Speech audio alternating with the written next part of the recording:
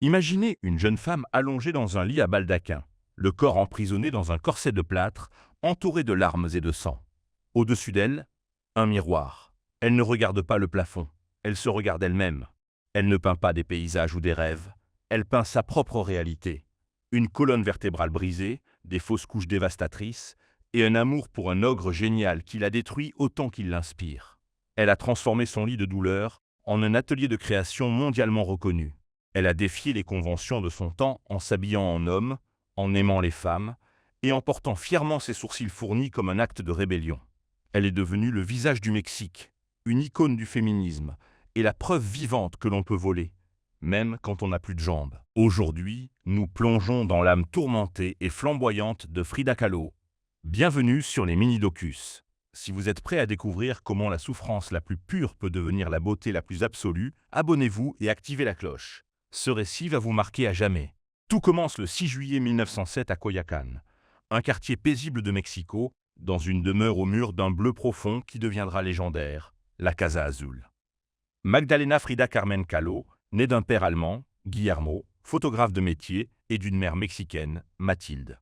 Dès l'enfance, le destin frappe à sa porte sous la forme de la poliomyélite. À 6 ans, sa jambe droite s'atrophie. Elle devient Frida la boiteuse, pour les enfants cruels de son quartier. Mais son père, son plus grand allié, refuse de la voir s'apitoyer. Il l'encourage à pratiquer des sports de garçon, à nager, à lutter, forgeant en elle une volonté de fer qui sera son armure pour le reste de sa vie. Frida est une jeune fille brillante, rebelle et pleine de vie. Elle intègre la prestigieuse Escuela Nacional Preparatoria avec l'ambition de devenir médecin. Elle fait partie des Cachuchas, un groupe d'étudiants intellectuels et provocateurs. Mais le 17 septembre 1925, alors qu'elle n'a que 18 ans, sa vie bascule dans l'horreur. Le bus dans lequel elle voyage est percuté par un tramway. Le choc est d'une violence inouïe. Une barre de fer transperce son abdomen et son bassin. Sa colonne vertébrale est brisée en 3 endroits. Sa jambe en 11. Les médecins pensent qu'elle ne marchera plus jamais. C'est dans l'immobilité forcée de sa chambre d'hôpital, puis de la Casa Azul, que l'artiste naît. Pour l'aider à supporter l'insupportable, sa mère fait installer un baldaquin avec un miroir au-dessus de son lit. Frida commence à peindre. Elle se sert de son reflet comme unique modèle. Elle dira plus tard « Je me peins moi-même parce que je suis si souvent seule et parce que je suis le sujet que je connais le mieux. » Ses premiers autoportraits sont des cris silencieux, des tentatives de reconstruire son corps morcelé à travers les couleurs. Elle ne peint pas pour la gloire. Elle peint pour ne pas mourir. Si vous êtes touché par cette résilience incroyable, laissez un pouce bleu. C'est votre soutien qui permet à les mini-docus de raconter ces histoires de vie exceptionnelles. Une fois remise sur pied, au prix de souffrances atroces, Frida décide de montrer ses toiles au plus grand artiste du Mexique, Diego Rivera. Il est le géant des murales, un homme imposant, charismatique et volage. Lorsqu'il voit le travail de Frida, il est foudroyé. Il ne voit pas seulement une débutante, il voit un génie brut. En 1929, il se marie. Sa mère, horrifiée, décrit l'union comme celle d'un éléphant et d'une colombe. Diego a 21 ans de plus qu'elle, pèse le triple de son poids, mais il partage une passion dévorante pour l'art, le communisme et le Mexique. Sous l'influence de Diego, Frida abandonne ses vêtements européens pour les tenues traditionnelles des femmes de Tehuantepec. Des jupes longues et colorées, des broderies complexes et des bijoux massifs.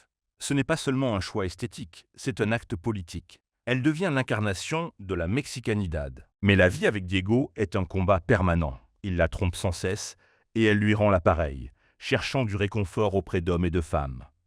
Le couple s'installe aux États-Unis, à San Francisco puis à Détroit, où Diego reçoit des commandes monumentales. Pour Frida, c'est Gringolandia, un pays qu'elle méprise pour son matérialisme et sa froideur. C'est à Détroit qu'elle vit l'un des drames les plus profonds de sa vie. En 1932, elle fait une fausse couche dévastatrice à l'hôpital Henry Ford. Son corps, brisé par l'accident de bus, ne peut pas porter d'enfant. Elle exorcise cette douleur dans un tableau d'une violence graphique inouïe, se montrant nue sur un lit d'hôpital, entourée de symboles de sa perte. Elle est la première artiste à oser montrer la réalité crue et sanglante de la fausse couche, brisant un tabou séculaire. De retour au Mexique, la trahison ultime survient. Diego entame une liaison avec Cristina, la sœur cadette et préférée de Frida. C'est la blessure de trop.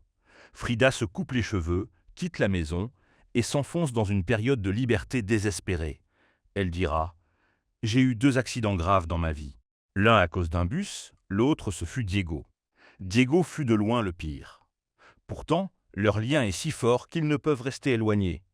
Ils divorcent pour mieux se remarier 1 an plus tard, acceptant une union libre et tourmentée. En 1937, la politique s'invite à la Casa Azul. Le couple accueille Léon Trotsky, le révolutionnaire russe en exil.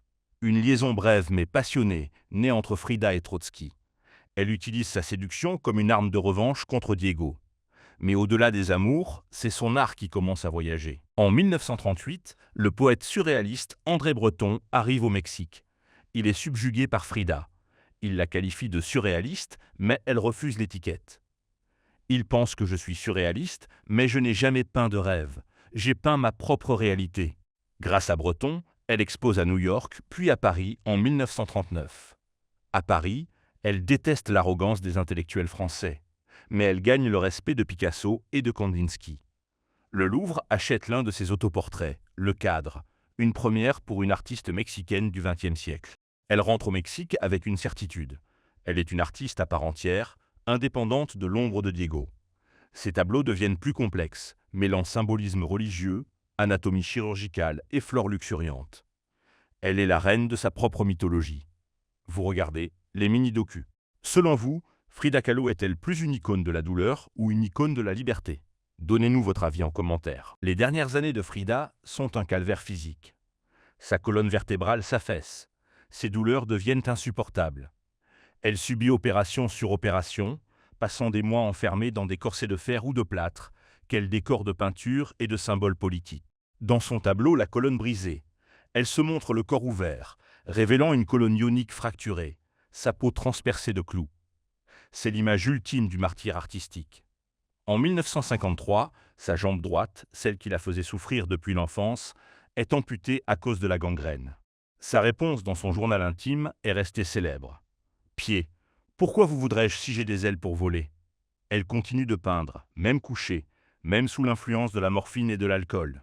En avril 1953, sa première grande exposition personnelle au Mexique est organisée. Son médecin lui interdit de se lever.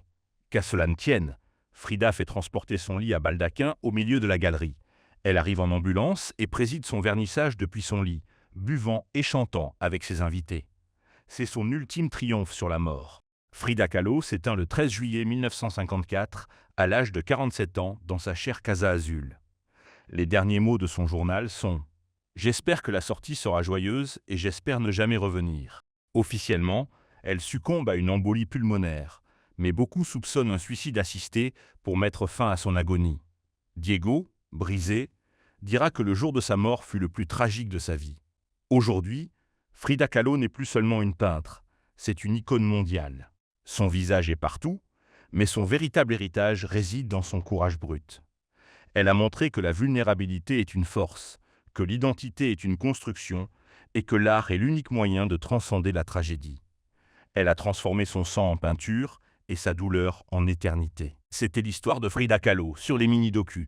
Merci d'avoir suivi ce documentaire exceptionnel. Pour continuer à explorer les destins de ceux qui ont changé notre regard sur le monde, abonnez-vous et cliquez sur l'une des vidéos qui s'affichent à l'écran. À bientôt pour un nouveau mini-docu.